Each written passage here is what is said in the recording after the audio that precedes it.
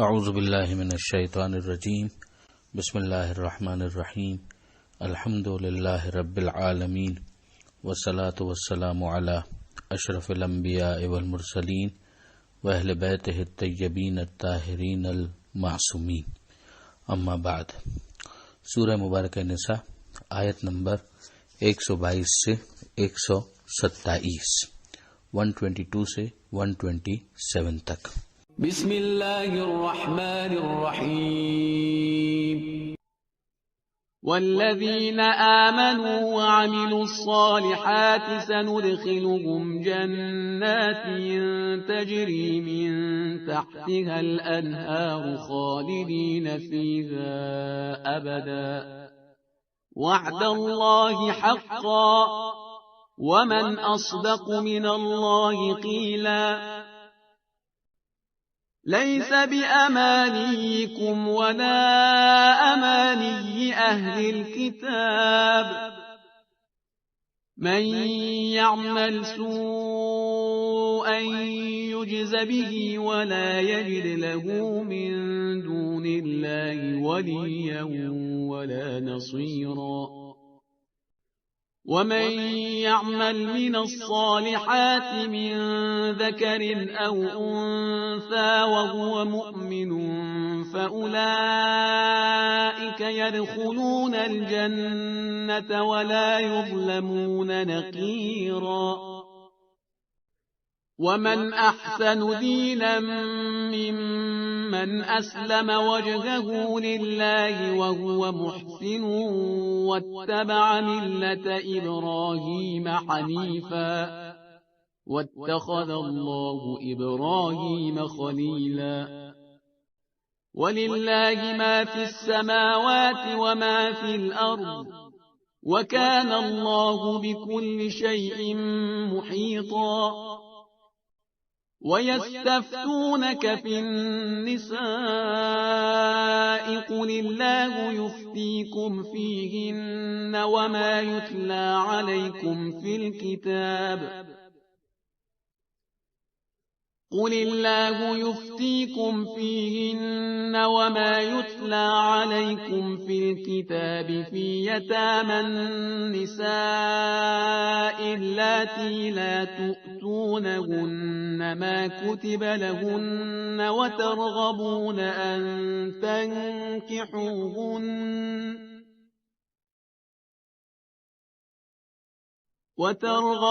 أن تنكحوهن والمستضعفين من الولدان وأن تقوموا لليتامى بالقسط وما تفعلوا من خير فإن الله كان به عليما۔ پچھلی آیتوں میں ہم نے دیکھا کہ شیطان کس طریقے سے لوگوں کو گمراہ کرنے کی کوشش کرتا ہے، تو جو اس کا ایجنڈا ہے وہ بیان ہو گیا۔ اب یہاں پروردگار عالم نے ارشاد فرمایا کہ والذین آمنوا وعملوا الصالحات، جو ایمان لائے اور جنہوں نے اعمال صالحہ کو انجام دیا، ان قریب ہم ان کو داخل کریں گے ان باغات میں، جنتوں میں، جن کے نیچے سے نہریں بہ رہی ہیں، جس میں یہ ہمیشہ ہمیشہ رہیں گے، خالدین فیہا ابدا، وعد اللہ حقا، یہ اللہ کا برحق وعدہ ہے، ومن اصدق من اللہ قیلا، اور اللہ سے زیادہ اپنی بات میں کون سچا ہوگا۔ تو یہ وعدہ کن کے ساتھ ہے؟ جو ایمان لائے اور جنہوں نے اعمال صالحہ کو انجام دیا۔ اس کے آگے پروردگار عالم ایک مرتبہ پھر متوجہ کرتا ہے کہ صرف خیالات خام سے کچھ نہیں ہوگا، صرف لمبی لمبی امیدوں سے کچھ نہیں ہوگا۔ لہذا ارشاد ہوتا ہے لیسا بامانیکم ولا امانی اہل الکتاب، نہ تمہاری خواہ کی خیال آفرینی سے کچھ ہونے والا ہے، نہ ہی اہل کتاب کے تمنا کرنے سے کچھ ہونے والا ہے۔ ہونا صرف یہ ہے کہ جو ایمان اور اعمال صالحہ کی میزان پر پورا اترے گا وہ پروردگار عالم کے اس وعدے کا مستحق ہے۔ مشرکین کے بارے میں تو ہم جانتے ہیں کہ مشرکین قیامت کے بارے میں عقیدہ ہی نہیں رکھتے تھے، خاص طور پہ مکہ کے مشرکین۔ لہذا یہاں پر صاحبان ایمان کو مخاطب کر کے متوجہ کیا گیا کہ تمہیں سیریس ہونا پڑے گا، صرف دعوی ایمان نہیں چلے گا، عمل صالح انجام دینا پڑے گا. صرف امت مرحومہ کا ٹائٹل لینا کافی نہیں ہوگا، اپنے عقائد کو پیغمبر اکرم کے فرمان کے مطابق بنانا پڑے گا. اور فرقہ ناجیہ ہونے کی تکرار کرنے سے بھی کوئی فائدہ نہیں ہوگا جب تک عمل صالح کی منزل پر نہیں آؤ گے. ولا امانی اہل الکتاب، نہ ہی تمہارے اور نہ ہی اہل کتاب اس طرح کے سوچنے سے اور خواہ کی تمنا کرنے سے کچھ نہیں ہوگا. میں یا عمل سوءا، جو برا عمل انجام دے گا، یجزا بہ، اسے اس کی سزا دی جائے گی. ولا یجد لہ من دون اللہ ولیا ولا نصیرا، اور وہ اپنے لیے اللہ کو چھوڑ کر کوئی سرپرست نہیں پائے گا اور نہ ہی کوئی مددگار پائے گا.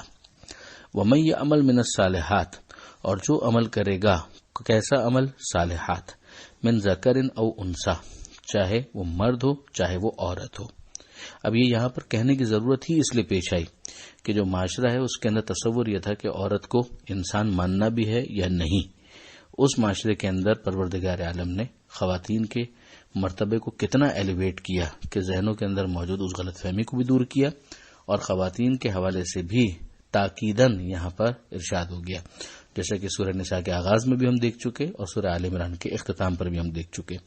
پروردگار فرماتا ہے کہ مرد ہو یا عورت جس نے عمل صالح انجام دیا، شرط یہ ہے کہ وہ مومن ہو. وَهُوَ مُؤْمِنٌ فَأُولَٰئِكَ يَدْخُلُونَ الْجَنَّةَ، تو وہ جنت میں داخل ہوں گے.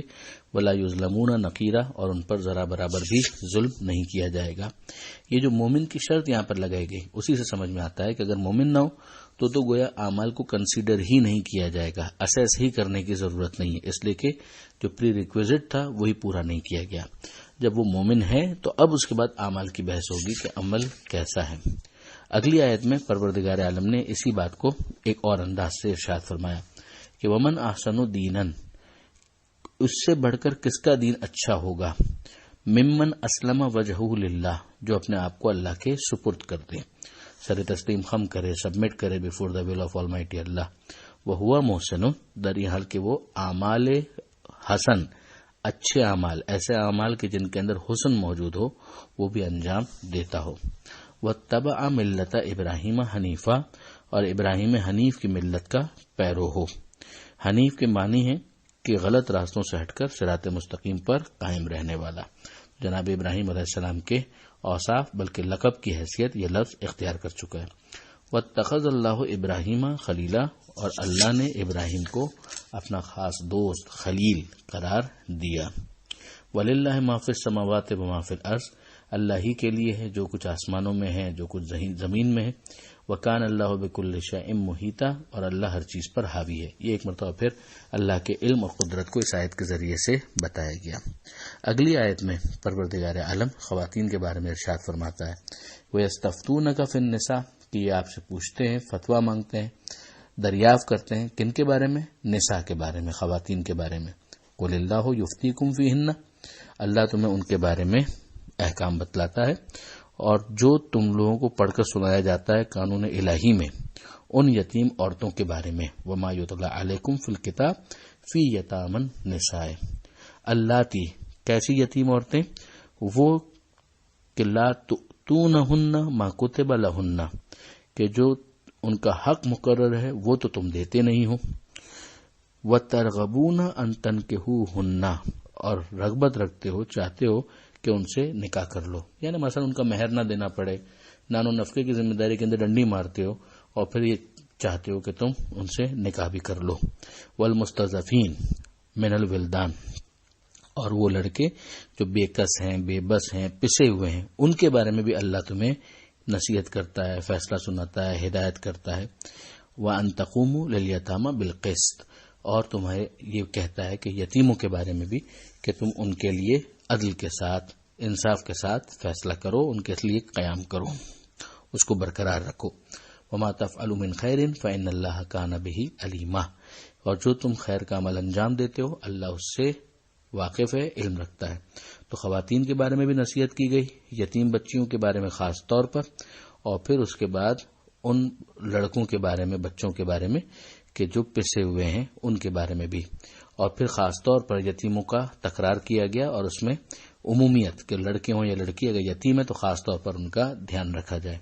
اس آیت کو دیکھنے کے بعد خاص طور پر وہ افراد کہ جو معاشرے کے اندر سوشل ورک کرتے ہیں، وہ توجہ کریں کہ یہ خاص وہ طبقہ ہے کہ جس کے اوپر محنت کرنے کی ضرورت ہے. یتیم لڑکیاں ہوں، یتیم لڑکے ہوں، یا ماں باپ ہیں بھی لیکن یہ کہ وہ بچے جو ہے بالکل پسے ہوئے ہیں، ان کے ماں باپ ان کو پراپرلی لک آفٹر نہیں کر پا رہے، تو اگر سوشل ورک کرنے والے افراد اس کے حوالے سے سرمایہ کاری کریں، پیسہ خرچ کریں اور ان کے لیے مختلف قسم کے انسٹیٹیوشنز بنائیں تو یہ واقعاً بہت اچھا کام ہوگا. ایک ذمہ داری بھی ہے کہ ایسا نہ ہو کہ بچے تمہارے یتیم خانے میں آنے کے بعد ضائع ہو جائیں. تم جب ان کو ان انسٹیٹیوشنز میں لاؤ تو پھر ان کو پراپرلی لک آفٹر بھی کرو، ان کی لاجنگ مناسب ہونی چاہیے، ان کے کھانے کا انتظام مناسب ہونا چاہیے، ان کی تربیت کا انتظام مناسب ہونا چاہیے، ان بچوں کو ضائع نہیں ہونا چاہیے. اور اس یقین دہانی کے ساتھ کہ جو خیر کا عمل تم انجام دیتے ہو اللہ اس سے واقف ہے، اللہ اس کے بارے میں علم رکھتا ہے. یہ آیت نمبر 127 کہ جہاں پر یہ صفحہ مکمل ہوا. پروردگار عالم سے دعا ہے قرآن مجید سمجھنے اور اس پر عمل کرنے کی توفیق عطا فرما اور وارث قرآن امام زمانہ کے ظہور میں تعجیل فرما. وآخر دعوانا ان الحمد للہ رب العالمین. والسلام علیکم ورحمۃ اللہ وبرکاتہ.